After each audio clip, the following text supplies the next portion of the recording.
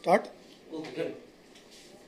ગઈ 10મી માર્ચે હારીજતા રોડ પર એક લૂંટનો બનાવ બનેલો, જેમાં ફરિયાદીના લખાવા મુજબ જ્યારે પોતાની આંગળીયા પેઢીના પૈસા હારીજ જમા કરાવવા જતો હતો ત્યારે રાત્રિના 8 કલાકે પોતાનું બાઇક અન્ય બાઇકવાળાઓએ આડશ કરી ઊભું રાખાવી અને છરી બતાવી પોતાની પાસેના જે થેલામાં 26,50,000 હતા એ લૂંટી લીધેલા હતા.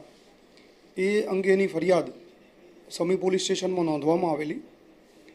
આ જે ગુનો બન્યો એ આધારે પોલીસે તાત્કાલિક જગ્યાની વિઝિટ કરેલી અને પોલીસ સ્ટેશનની ટીમ, એ સિવાય એલસીબી, એસઓજી ને અન્ય ટીમોએ આ લૂંટ ડિટેક્ટ કરવા માટે પ્રયત્ન શરૂ કરેલો.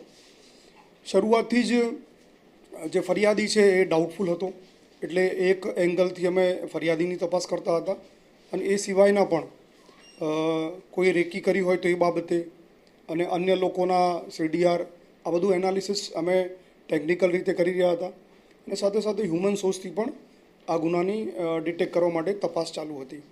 એ દરમિયાન અમને બાતમી મળી હતી કે જે ફરિયાદી છે એ પોતે જ આ ગુનામાં આરોપી છે અને એણે જે પૈસા હતા એ પોતાના એક મિત્ર અફઝલને રાખવા માટે આપેલા. અફઝલને એણે એવા ઈરાદાથી પૈસા આપ્યા કે અમે અમારી એક જમીન વેચી છે, એના પૈસા આવ્યા છે તો તમે રાખો, મારા ઘરે રાખવાની વ્યવસ્થા નથી.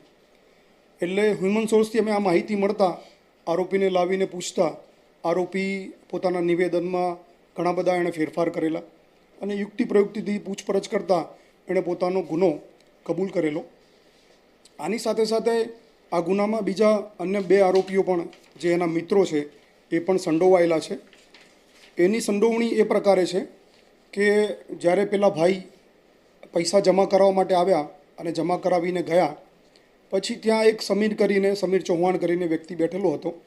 એની સાથે આ બંને પ્લાન કર્યું અને પોતે પૈસા જમા કરાવવા માટે હારી જતો હતો એ પહેલાં એણે પોતાના બંને મિત્રોને સમીર ચૌહાણ અને આસિફ ઘાંચીને અગાઉથી કેનાલ ઉપર મોકલી આપ્યા અને આ ફરિયાદી એટલે હવે આરોપી સલમાન પોતે પૈસા લઈ અને પહેલાં ઝીલવાણા ખાતેના પેટ્રોલ પંપ ઉપર પેટ્રોલ પુરાવે છે. પેટ્રોલ પુરાવાનો એનો ઈરાદો એવો હતો કે પોતે સાબિત કરવા માગતો હતો કે પોતે થેલો લઈ અને જઈ રહ્યો છે. એકચ્યુઅલી એ થેલામાં પૂંઠા ભરેલા હતા એટલે એ આગળ નીકળી પેટ્રોલ પુરાવી અને પછી કેનાલવાળા